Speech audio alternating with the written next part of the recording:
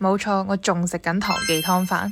話說番茄薯仔湯係我細個嘅 favourite，所以今日一齊試嘅係番茄薯仔排骨肉丸湯飯。本身我係超期待嘅，直至見到肉丸兩隻字，會話佢係成個湯飯系列嘅敗筆咯。首先個蓋咧好油啦，印象分揀一。湯料方面咧會有排骨、蘿蔔粒、粟米、薯仔粒。呢個湯冇番茄牛腩嗰款咁油膩嘅，不過同時酸味都冇咁出，甜味反而會出啲。味道方面咧，排骨唔鹹冇雪味嘅，肉量好多，勁有滿足感。粟米好甜。蘿蔔薯仔腍，但係唔會散。畢晒湯料出嚟之後咧，都仲有半盒湯嘅。整體嚟講咧，好有住家湯嘅 feel 啦。因為個湯嘅味係比較溫和嘅，所以食落咧係一啖接一啖，仲要每啖唔同餸之餘咧，食到最後都仲有排骨。對我嚟講咧，個份量係超足夠嘅。不過酸多少少咧，我會再開心啲。翻出指數咧10分之高，10分滿分，我今次會俾8.5分。哇，咁快就嚟到唐記湯飯系列嘅尾二一集啦！睇過呢個系列嘅你，有冇真係試過唐記湯飯呢？如果有試過嘅話，不如 comment 話我知。你試咗啲咩，同埋有咩感覺啊？我哋下次再見，拜拜。